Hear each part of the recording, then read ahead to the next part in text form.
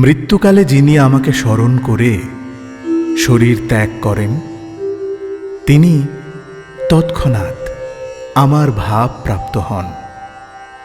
এই বিষয়ে কোনো সংশয় নেই। মৃত্যুকালে শ্রীকৃষ্ণের কথা স্মরণ করতে পারলেই শ্রীকৃষ্ণের কাছে ফিরে যাওয়া যায়। শ্রীকৃষ্ণের দিব্য রূপ স্মরণ করতে হবে। এই রূপ স্মরণ করতে করতে যদি কেউ দেহত্যাগ করে, তাহলে সে অবশ্যই দিব্যধামে চলে যায়।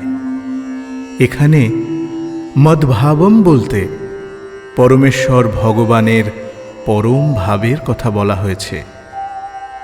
পরমেশ্বর ভগবান হচ্ছেন সৎ চিৎ আনন্দ বিগ্রহ, অর্থাৎ তাঁর রূপ নিত্য, জ্ঞানময় ও আনন্দময়। আমাদের এই জড় দেহ সৎ চিৎ আনন্দময় নয়।